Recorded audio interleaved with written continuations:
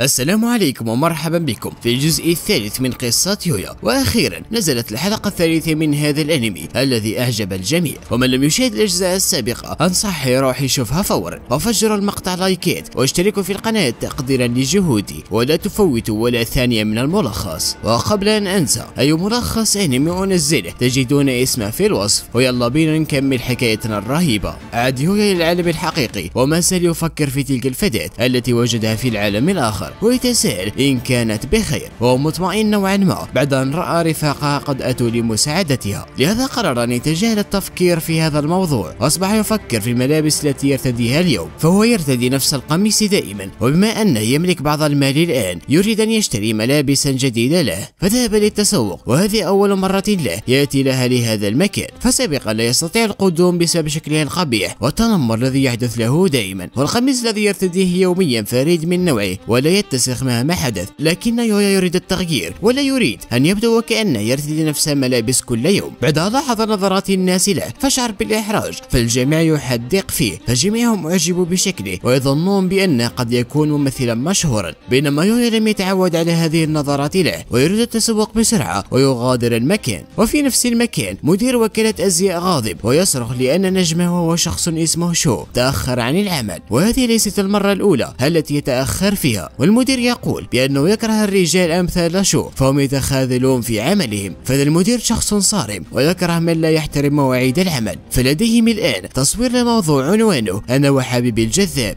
والممثلة ميو مستعدة من الصباح، لكن الكسول شو لم يحترم المواعيد. المدير هيكارو يفكر في طريقة ليكمل التصوير بدون الكسول شو، وقرر اللجوء إلى حله الأخير، وهو أن يبحث عن رجل وسيم في مركز التسوق هذا. بينما بطلنا يويا مصدوم من كثرة الملابس هنا، ولم يعرف ماذا سيشتري لأنه يملك مالا قليلا. وتأتي له فتاتين أعجبتا بمظهره وتسألانه إن كان لديه بعض الوقت. يويا متوتر للغاية، وكالعادة خائف أن يكون شكله قبيح. الفتاتين تريدان مرافقته في التسوق، ويويا يفكر في نفسه ويقول علي أن أحرص على رفض عرضهما بصرامة، واعتذر لهما وأخبرهما بأنه لا يملك الوقت لمرافقتهما في التسوق. ووكالة الأزياء أفرادها ما زالوا يبحثون عن رجل في مكان شو الكسول، فليس من السهل إيجاد رجل جذاب هنا ويملك كاريزما عالية أمام الكاميرا. والمدير هيكارو يرفض الاستسلام ويصر بأنهم سيجدون هذا الرجل الذي يستحق العمل معهم. ويويا سيغادر مركز التسوق ويفكر في نفسه إن كان تعامله مع تلك الفتاتين مثل ما يجب.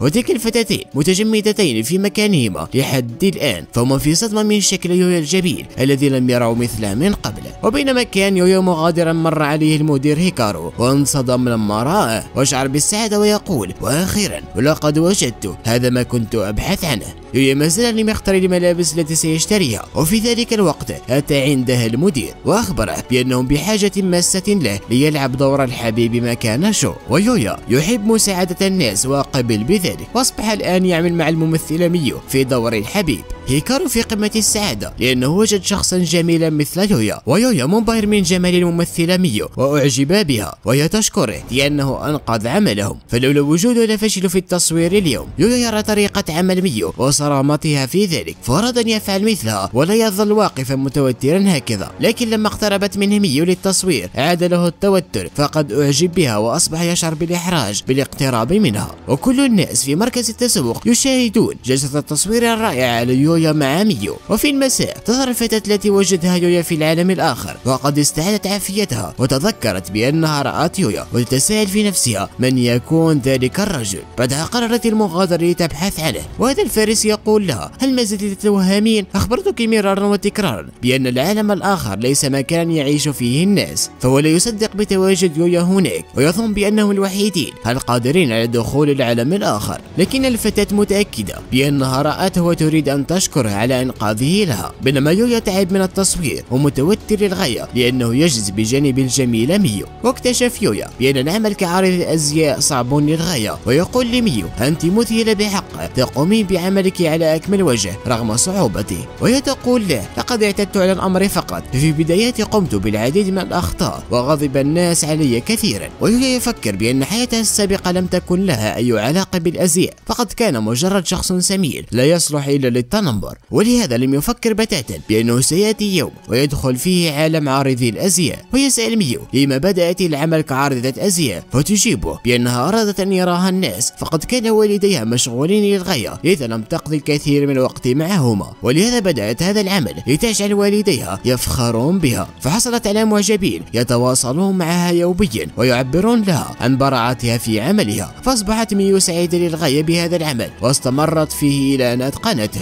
وتقول ليويا انتهز كل لحظة في حياتك واستمتع بها وتخلى عن الأفكار السلبية وستحقق ما ترغب في الوصول له. يويا يسألها إن كانت تظن بأنه سيستطيع فعل ذلك ويصبح عرض أزياء مثلها، وهي بكل سرور متأكدة من أنه قادر على ذلك وفي وقت قصير. فأصبح سعيدا للغاية وهو يتحدث معها وكأنهما وقعا في حب بعض. المدير هيكارو استغل ذلك فلما كان يبحث عن تصويره اليوم، فيويا تخلص من التوتر وأصبح يتصرف بشكل طبيعي وممتاز أمام الكاميرا. وميو سعيدة بالعمل معه وتقول له أنت موهوب حقا. في ذلك الوقت يأتي هذا الشخص كل الحاضرين مصدومين من رؤيته، فهو رجل وسيم للغاية، فهذا هو شو الكسول، فقد أسرف في الشرب البارحة ولهذا تأخر عن العمل اليوم، وهو من كان يفترض أن يقوم بالتصوير مع ميو وليس يويا. ويعتذر لميو عن تأخره ويقول لها لننهي هذا العمل بسرعة. بعدها قام بمحاصرتها. يويا منبهر من جمال هذا الرجل، وشو يقوم بمضايقة ميو ويريدها أن تشرب معه الكحول وهي لا تحب ذلك، فتدخل يويا وقال له توقف عن إرغامها بذلك فهي لا تحبه. شو يقول له ومن أنت حتى تتدخل في حواري مع ميو، وبما أنك تعترض طريقي سأكسر وجهك. لكن يويا تخطى لكمته بكل رشاقة وأمسكه من يده وأسقطه أرضا بقوة مبهرة. كلهم انصدموا من اللي فعله يويا، حتى هو مصدوم كيف فعل ذلك، فقد أحس وكأنه رأى لكمة شو وكأنها بطيئة للغاية. فيويا أصبح قويا للغاية حتى في هذا العالم الحقيقي.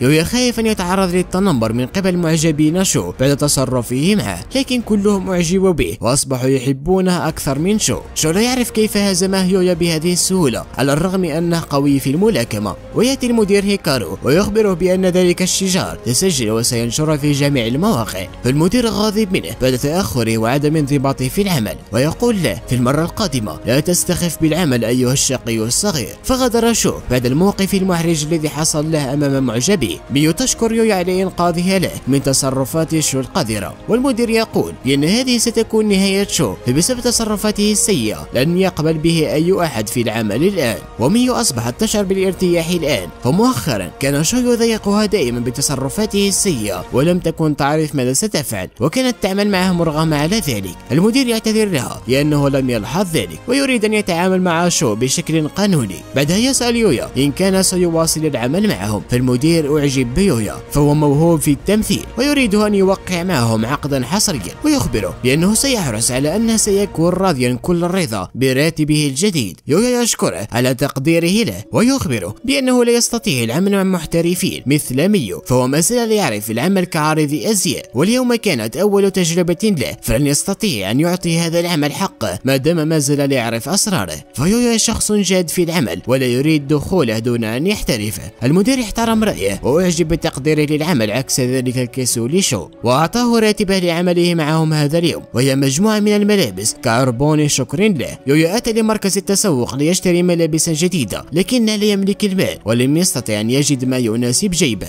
لكنه الآن حصل على العديد من الملابس التي ستكفيه طيلة حياته. في البداية يويا رفض كل هذا، لكن المدير أصر عليه ليأخذها، فهو يستحق كل هذا ويقول له نحن من استفدنا من حضورك اليوم، شكرا لك حقا، فبفضلك أدينا عملنا بالطريقة التي نريد، وأيضا خلصتني من الكسول شو. ميو تقول ليويا بأنها تتمنى أن يجمعهما القدر مرة أخرى ليعملا مع بعض، وهكذا غادر من ملابس كثيرة لم يكن يظن بأنه سيحصل عليها. المدير يقول لميو بأن يويا كان سيصبح نجما مشهورا لو استمر في هذا العمل، وميو تفكر في يويا فقد أعجبت به وترى بأنه فريد من نوعه وتتمنى لو تلتقيه مجددا. هيكارو لاحظ بأنها وقعت في حب يويا ويقول لها أصبح وجهك محمرا عندما رأيت صور يويا ولا تستطيعين إخفاء ذلك، ويشعرت بالإحراج وتحاول تغيير الموضوع. ويويا عاد لمنزله بالعديد من الملابس من أفضل الماركات الموجودة في السوق. بينما في العالم الآخر تلك الفتاة ليكسيا واللي عادت لتبحث عن يويا لتشكره وقعت في ورطة جديدة، فالعديد من العفاريت قاموا بمهاجمتهم، رفاقها يقومون بالدفاع عنها، لكن فجأة أحد العفاريت أتى خلفها ويريد القضاء عليها. في ذلك ذلك الوقت وصل يويا وقضى على العفريت بقوته وأنقذ ليكسيا مرة أخرى وجميعهم منصدمين من قوته، فقد هزم العفاريت لوحده وبكل سهولة. وليكسيا سعيدة لرؤيته من جديد، وأيضا قام بعلاج المصابين، فذهبت ليكسيا عنده وتخبره بأنها أتت لهذا العالم باحثة عنه لتخبره بشيء ما، وتقول له رجاء هل تقبل الزواج بي؟ يويا انصدم من اللي سمعه، كل الحاضرين مصدومين من اللي قالته ليكسيا. في الجزء القادم سنعرف إجابة يويا عن طلب ليكسيا الصادم ومن تكون أساسا حتى تدخل هذا العالم الآخر. ولا تنسوا دعمي بلايك واشتراك في القناة تقديرا لجهودي، واكتبوا لي في التعليقات رأيكم من الحلقة الثالثة من هذا الأنمي. سلام.